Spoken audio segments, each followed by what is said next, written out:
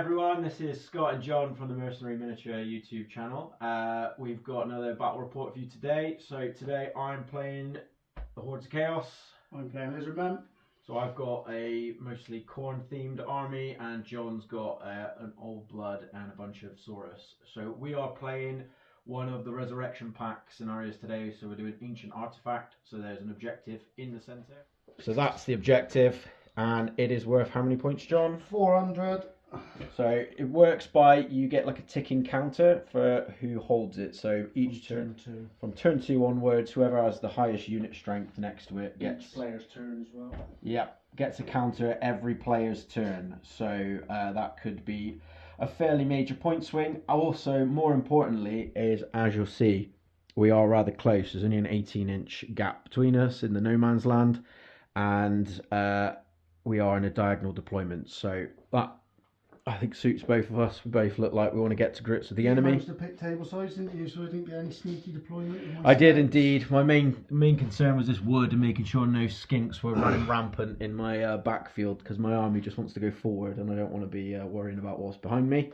Don't worry, we just want to go forward as well tonight. So hopefully, nice and easy one. We'll do the roll off for first turn on the camera. +1 for lizards. +1 for lizards. Oh, and you hit me into a plus. Lovely. So we will take first turn. Obviously, setup wise, I had some favourable scatters for the terrain, so you can use the hill and obviously the aquatic rule to my advantage. Lovely job. Right, today I am playing the lizards. So for my core, I have 2 jungle swarms. I have 10 skinks with scout and blowpipes, and then I have 13 skinks with just blowpipes. In the special, we have 5 cold ones with just a champ and a banner, 4 Croxagores, 3 pterodons with a champ, 19 Saurus full command. They have obviously got a blessing, but I shouldn't be telling Scott what that is. And then in the rare, we got 3 salamanders. And then for the character core, we got 2 skink priests level 2s, a scar vet on a cold one, and then the old blood on foot. And that is 2,000 points of lizards. Hordes of Chaos. Today I'm running Mark of Khorne on everything that can take it. My core choices though, I have 6 Marauder Horsemen with flails. I've got 3 lots of Warhounds, just units of 5, no upgrades or anything on those. I've got 5 Chosen Knights with the Mark of Khorne, 5 Knights with Mark of Khorne, obviously can't be chosen because you can't have 2 lots of chosen. I've got a Chariot with Mark of Khorne, a unit of Flesh Hounds, and the big scary Hell Cannon itself. And then my army is led by Lord of Khorne on a Chaos Steed, an Exalted Hero of Khorne on a Chaos Steed, and I've got an Exalted on the Chariot over there. So that is my 2,000 points of Warriors of Chaos. Turn 1 for the Lizardmen was fairly successful. So in the movement, this wizard stayed where he was. These guys moved up, and everything else sort of either shuffled up or shuffled round and moved on up in a big line. The wizard popped out from behind the house and come there. Magic phase, you stopped both, Scott, didn't you, comfortably? I did get a second sign off of him, and I did get the Urannans off with the guy over there, but Scott comfortably stopped them. He is Mark of Khorne, so there's a lot of dispel dice, but the shooting was a bit more in my favour.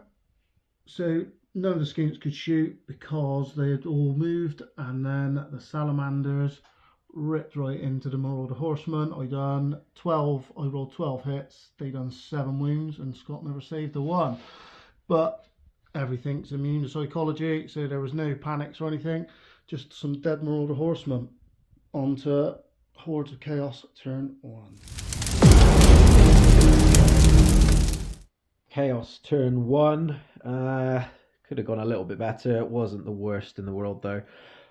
Everything moved up. The Flesh Hounds were forced to charge the Cold One Knights. The Chariot over here charged those skinks who chose to flee, which proved to be the right thing to do, as you were within my charge range, but they got away comfortably.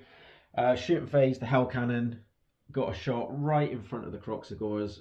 It was looking like it could be a nice 3 Croxagores going down, but none of the partials hit, and then they did not panic. Combat, the Flesh Hounds actually, they did take out, what was it, 3 cold ones before they were ran down, which is better than I thought they would do. So not too terrible, but they were wiped out. So the cold ones have opted to run forward, as John doesn't trust his stupidity rolls. So onwards to turn 2 Lizardmen. Turn 2 for the Lizards, and disaster has struck. So in the movement phase, these salamanders have just got out of the way of the chariot, and if that block of knights wants to charge them, I think they're going to struggle. The Croxagores pretty much stayed where they were too. The Saurus moved up on the hill, and then the big charges were my cold ones passed their stupidity and charged, and this guy here with the Charm of the Jaguar charged out of the unit into the knights. And you can see it don't look like it was very good. Sorry, over here my skink priest did pass his panic from the skinks that were fleeing from the chariot on Scott's turn 1, but the skinks never, and they fled off the board. Magic phase, Scott did manage to stop the second sign from this guy, but he triple wand trying to stop the Uranus Thunderbolt from him onto his knights just there. Oh, sadly for me though, I rolled a 1, but I did manage to kill a knight. And then in the shooting phase, these skinks were gone. Those ones were out of range over there. And then these guys, I opted to go for the knights instead of the dogs, even though I knew they had a decent armor save. I did, after, because it had to be randomized, managed to kill the champ, so that wasn't too bad. And then in the combat, sadly, the cold one's done 4 wounds, but Scott with a 3-up save because they're chosen did save them all. And then this guy with his great weapon, he done 5 wounds, and then obviously because the 1-up save, he had 5 saves and made 3 of them, so I only managed to kill 2 knights. And then the Exalted challenged me, so he butchered my champion for 4, and the unit butchered the rest of the cold ones, and also my Scarvet as well. Luckily, like I said, this guy's got the Charm of the Jaguar. He did go 13. Scott only went 11, but he's ran into the swarms.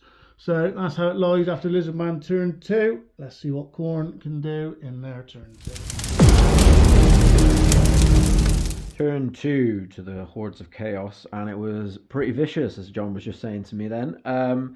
So I charged my Chaos Lord out at the Salamanders, who fled, so he's now sitting on his lonesome. I also charged with these Warhounds at the Skinks, who did stand and shoot, killed 2, and they panicked and ran away, because Warhounds always do seem to run away. Everything else kind of shuffled around. The Hell Cannon fired at the Croxagores. It missed, but scattered onto the Saurus and killed 5 of them. They did pass their leadership check and then their panic check for taking so many casualties. And in the combat phase, the Chosen Knights just absolutely obliterated the swarms, and they've overrun. Luckily for John's general here, I did hit this building, so I wasn't able to run him down or cause him to flee. So John has got now 2 points because he held this at the end of his turn and the end of my turn, so he has got the objective for now, but he needs to make a few leadership checks in this turn to rally some troops. Saurus are good at leadership checks, Scott, he says. What are the Salamanders? Yeah, that's the one. Right, Lizardman turn 3. That wasn't a very good one again either. So charges, the Croxagores went in the flank of the Knights over there, and that was that. Rallies, the Salamanders failed, but they only did roll a 4, so they're still on the table there, which is quite handy because they're going to have to do a bit of frenzy baiting now. And then, more importantly, my general did rally, luckily, so he's back there. Rest of the movement, the Pterodons come to here to stop the hounds messing about with the objective. These skinks come up to here to fire some shots, and that was that. The priest moved into here. Magic phase, Scott stopped both of it again. Oh no, sorry, I did miscast the Uranans, but just rolled a 9 to stop the magic phase. Shooting, these did do 3 poisons, but Scott saved them all on the unit. And then in the combat, I whiffed all my attacks. Scott whiffed all his, hoping I was going to break him by outnumber and a fear causer, but Scott did have the banner of rage on these, so they didn't lose their frenzy. They lost by 1, but they held on. Scott rolled a 7. So that is how that is after, and well, Scott's got a few charges and whatnot to do, and we'll see how it lies on after Chaos turn 3. Turn 3 to the Hordes of Chaos. Not a bad turn, all things considered.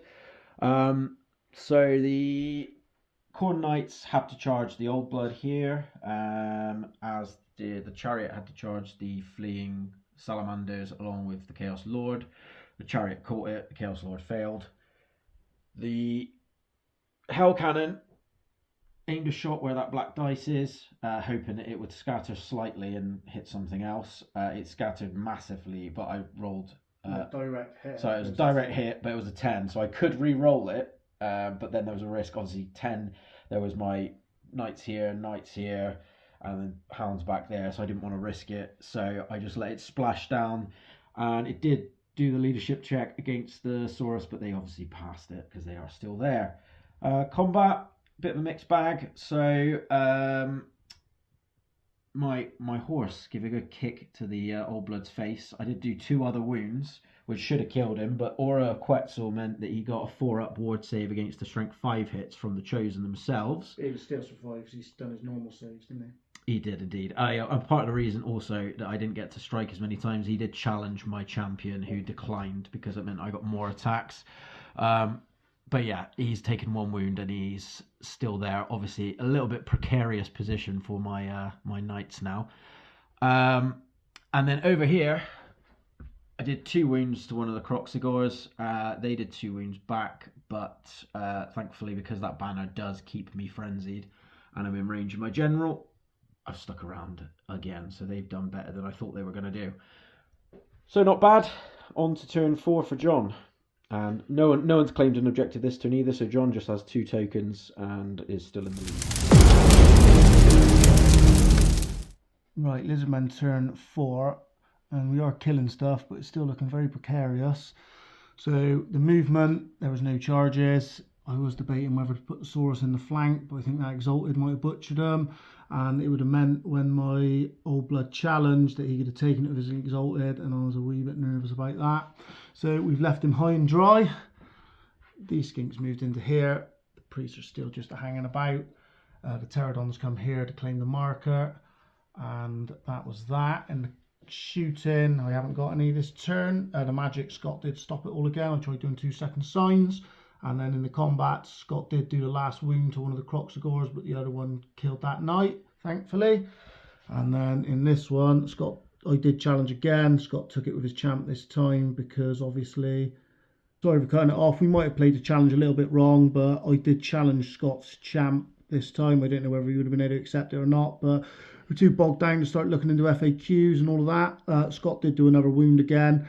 I did 2 back in the combat, but Scott obviously won by 1, and if the champ wasn't there, he would have won by 2, but I rolled a 6, or under a 6 anyway, on me cold-blooded, so I would have stuck around either way. So that's how it's looking at the end of Lizard's turn 4. Let's see what Scott can do in his turn 4. Over to you, my friend. Turn 4, Hordes of Chaos. Not a bad one. So everything kind of shuffled around because nothing was lined up to charge this turn, so everything's just kind of trying to focus in on the objective there.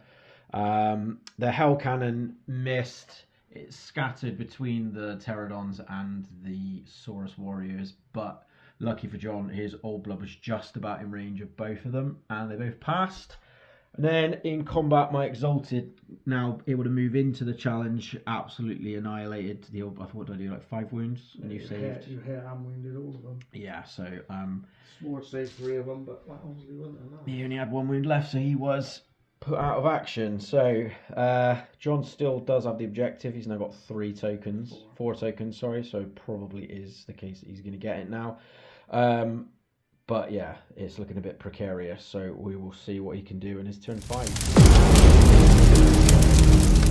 Right, Lizardman turn 5, and we're already starting to go for a few Hail Marys.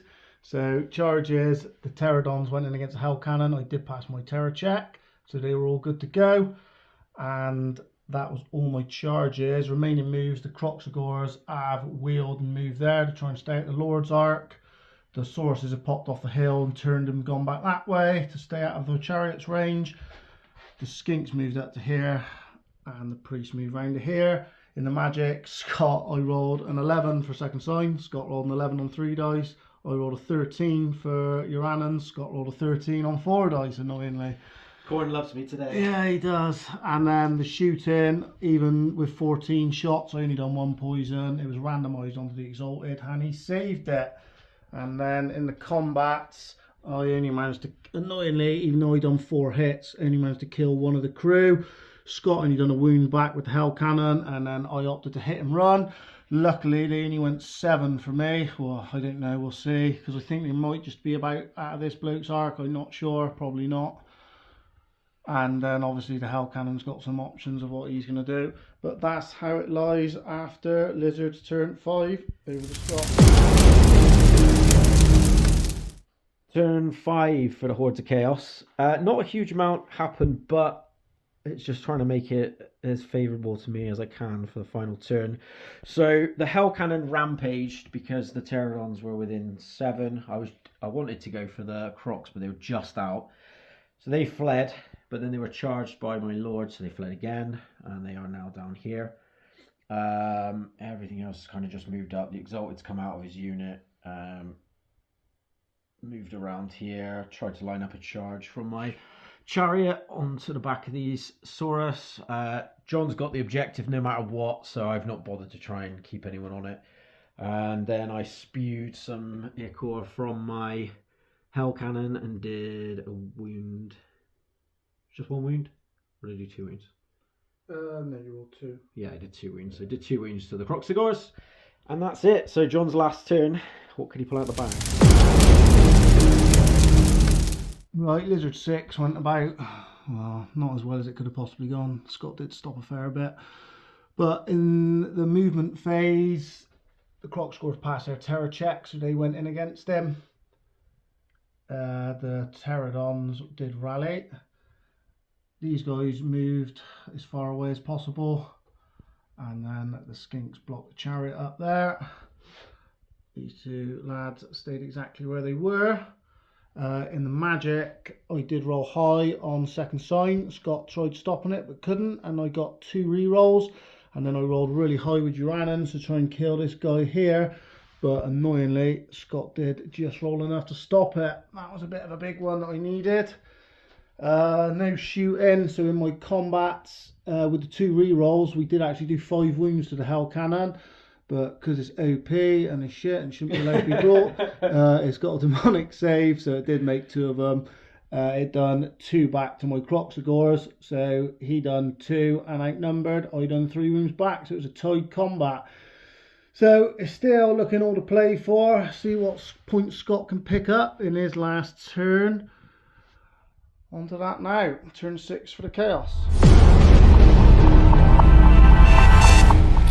Right, my final turn wasn't as great as I would have loved it to be because John did do quite well at stymiing my movements. So the Chariot burned through the Skinks as you'd expect and ended up in the back of the Saurus, but it doesn't matter because it's the final turn. They were out of 6 at the Skinks as well. Yeah, so there was no panics there. Because he annoyingly, and he is in the rear arc technically of the Croxagores, and that would have meant having to run through the other champion, he failed to get in. The Warhounds did get in, did nothing, and the Hell Cannon did manage to kill one of the Croxagores back. The other one fled, but not before wounding him again, so it is now below half. So it's looking quite close. What do you think? I reckon it's going to be draw again. Yeah, I think that 400 points in the middle might just cement you. Oh, right, we'll be back when we've tallied up. Go on then, John. What's the score? Well, I thought because I had the objective, it was going to be a little bit closer, but then you have to factor in you took the Cold One's banner and my general, and I didn't kill any of your characters. Crucially, you lost the banner at the end. Yeah, I lost the banner then, but to be fair, he took half of the hell cannon, so I can't cry too much about that. It was 1620 to yourself against 1181 to the Lizards, so I think a minor victory for the Chaos.